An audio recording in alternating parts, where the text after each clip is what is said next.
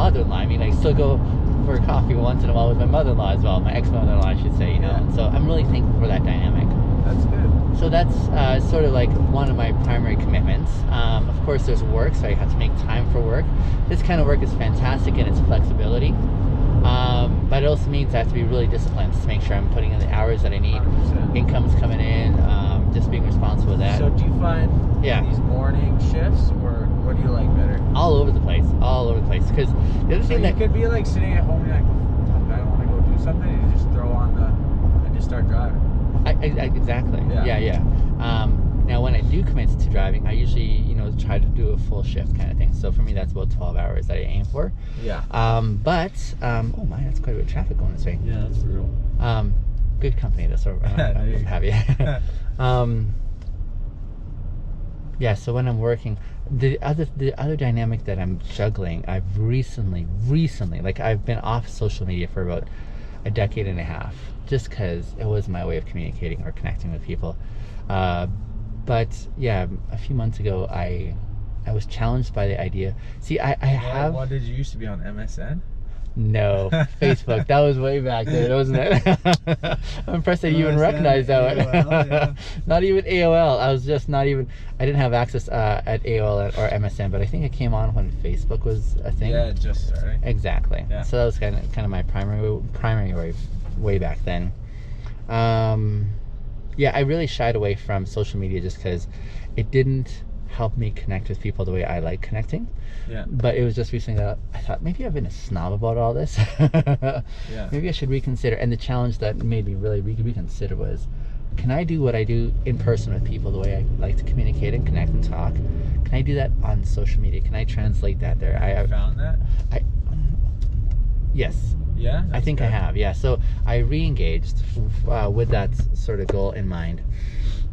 And it has sort of blown up in a way that demands more attention, if that makes sense. Yeah. So yeah, the reason why I'm on there is really meaningful for me. It's very, it's become one of my priorities as well, if I can put it that way. So I put my sequence of priorities What are you really... engaging in on that? It's got to be something specific that you care about.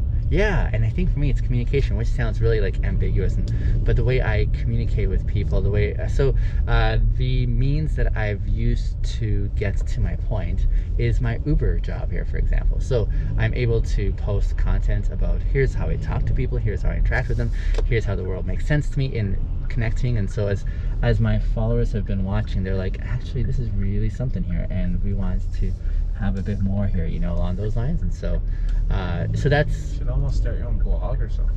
They've really been asking for a podcast. Who's they? My followers. Oh, really? Yeah, they've been saying... Sorry, and is this on Facebook? Is this on Instagram? What is it? So Facebook's I've kind of zoned off Facebook right now as my private sort of, this is my family stuff.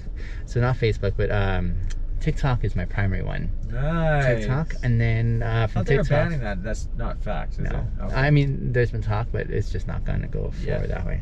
So there's TikTok for one, yes. And then there's, from TikTok, they've sort of asked me to get onto YouTube and Instagram. So those are the secondary ones to TikTok that I'm facilitating. But it's the kind of thing where the more I interact and engage, the more it becomes really clear that this is something that is a need for those that are following me, but also it dovetails with my desire to encourage what I really believe going forward. So that's why it's been quite unexpected, because honestly, the way I've been able to experience what I'm experiencing, I would have been anticipating maybe at least a good decade before I get to this point, and it's nowhere really substantial. So are you getting a big following? It's nowhere big in my estimation. It's significant, but not big, if I can say that. It's growing? It's growing, yeah. And it's growing for the right reasons. And in about an hour and a half here, I'll be going on my live again. So I have a daily live that I have with a lot of my followers. And the more I do it, the more I'm seeing, yes, I believe strongly in what I'm selling, but it also means a lot to me, So the kind of stuff we're talking about, yeah, I'm saying this is not wasted time at all. Yeah. Yeah, so it's been really neat that way. That's sick. Thank you. That's awesome. I appreciate that. TikTok has blown up. it is quite the platform. It's quite the platform. There's a lot of content on there, from the mundane to the silly to the useless to profound to really creative, and just everything from different fields, from different perspectives. Is there money to be made? Yes. I say that yes cautiously, because I guess there's different ways of going about it. So the significant way to make money, I think, is to get to a place where you have a significant amount of people following you. And when I say significant, I'm talking about like at least 6 figures, mid 6 figures to 7 figure following. Yeah. When you get to that kind of a level is when I think you have the attention of a lot of marketers and and they'll brands, reach out for you to... and they're asking, saying, hey, we would love to have your influence to get our name out there, kind of thing. So that's when it really translates economically. I mean, you should start a YouTube. I mean, you're already doing it all. You could just have like a vlog camera and upload your vlogs, don't you think? True. The thing that I work with very carefully is getting consent is really sacred for me. Yeah. Right. So the way I usually do it, and I mean, I'm really judicious in who I ask.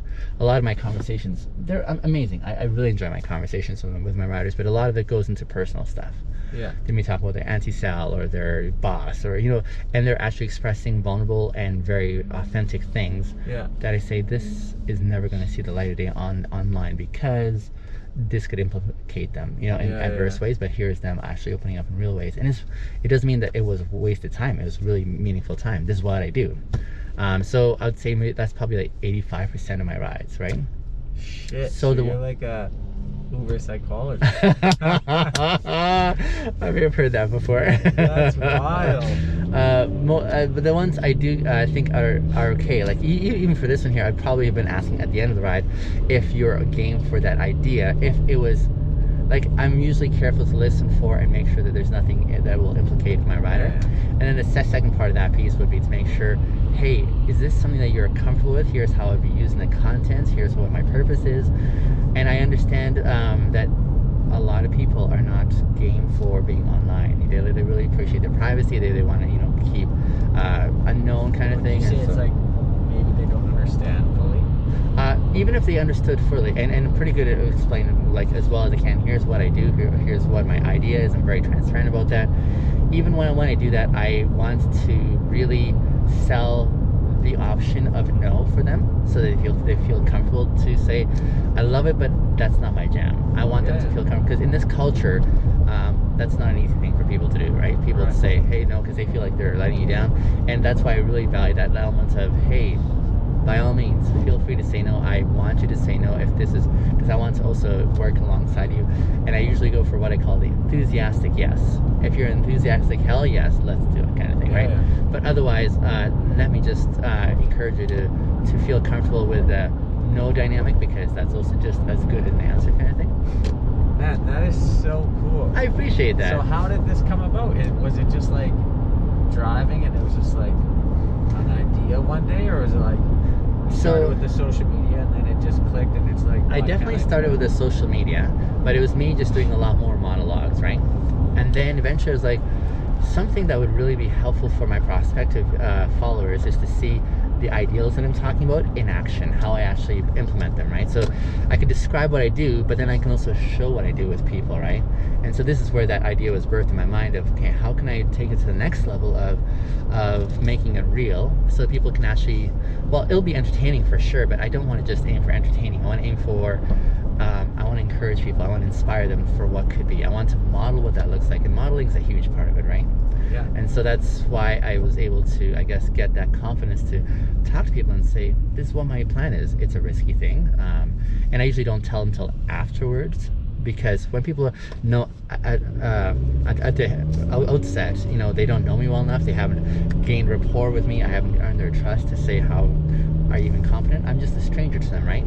But in the course of our ride, they open up and they're like, okay, this person is legit or whatever. And so it moves along that progression. But then when it comes time for the ask, it's at the end for me, because then they've been able to be in their element. They aren't afraid of a camera. Like the people can be freaked out about trying to think about how they look or what they're saying, and they'll just act awkward, When Whereas, when I'm training and my Yep. coach comes around and Sure. films, it's Yeah, like yeah.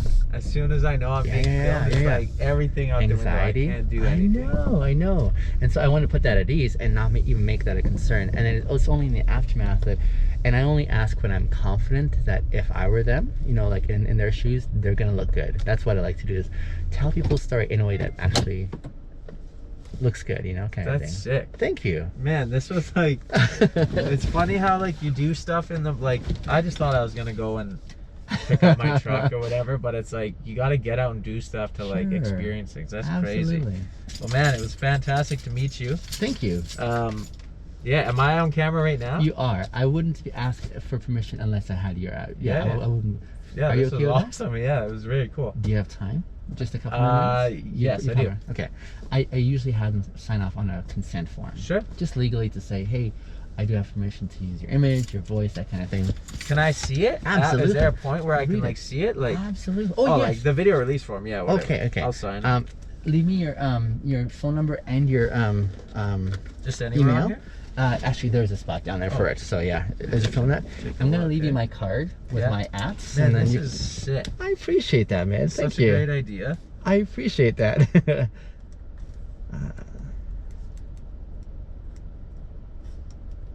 These are the unexpecteds, right? As we're going through life.